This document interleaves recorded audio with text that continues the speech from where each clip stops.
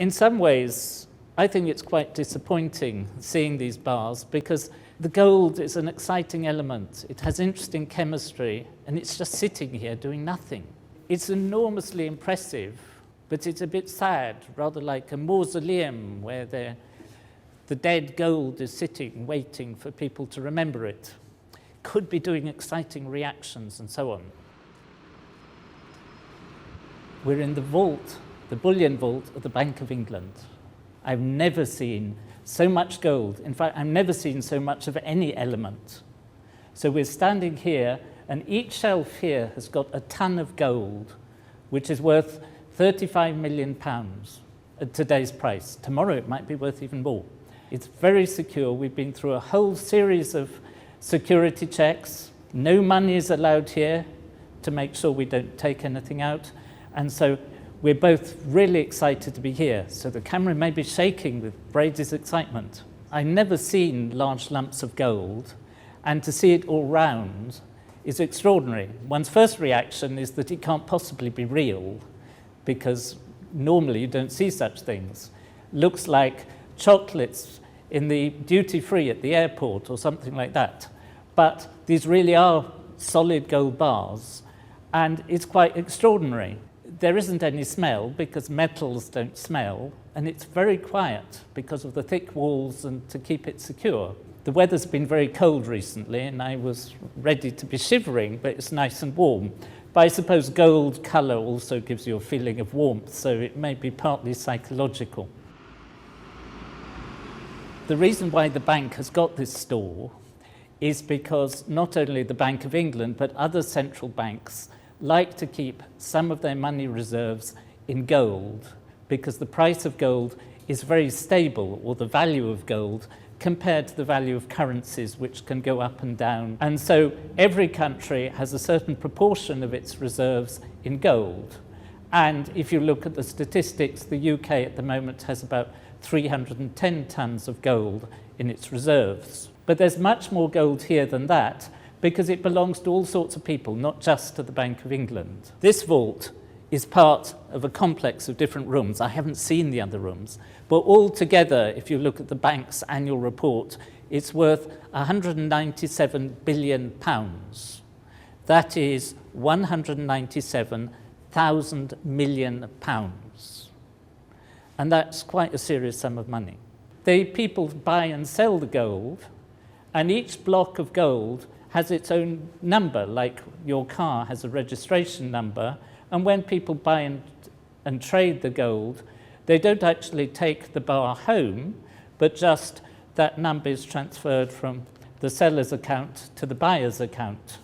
And the gold just sits here quietly. Apparently the oldest bar of gold here has been here since 1916. That's the First World War, nearly 100 years ago. But the beauty of gold as a chemical element is that it's very unreactive. So it looks just the same now as it did in 1916. It hasn't tarnished, it hasn't got oxide layers on the surface, it hasn't started creeping, changing its shape and so on. So come over here, because they've given me two bars that we can look at. So we've got two different bars of gold, which are both the so-called London Good Delivery bars, which means that their weight is in a certain limit range. And in fact, each of them has its precise weight put on them in a rather strange unit called a troy ounce. So this one is 399.100. This one was made in Australia, and this one apparently came from Switzerland and is slightly heavier, 400.075.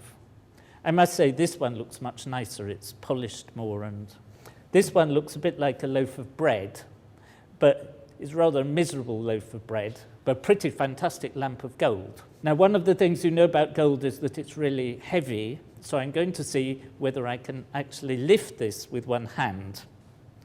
And I can sort of lift it, but not easily. Two hands is quite easy.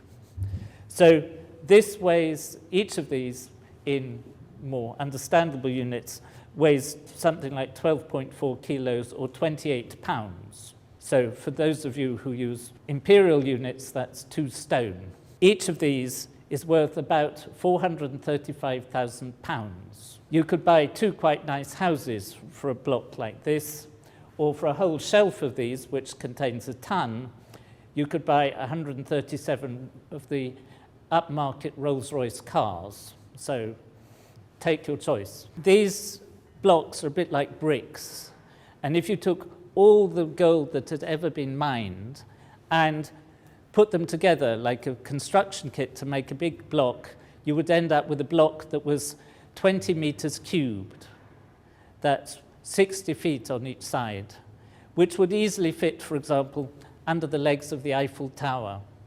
Wouldn't look all that big just as a building on a street. And that's all the gold there ever has been. I did a little calculation on the way here that I weigh about the same as 6 of these bars of gold, which means that if I were worth my weight in gold, I'd be worth a bit over £2.5 million. I was a bit disappointed, thought I might be worth more, but still. So not only would all the gold ever mined fit here under the legs of the Eiffel Tower, it'd fit here quite easily.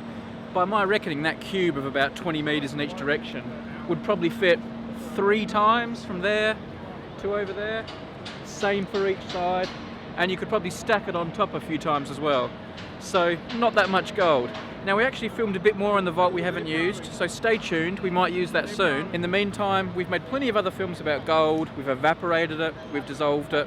You can check them out also.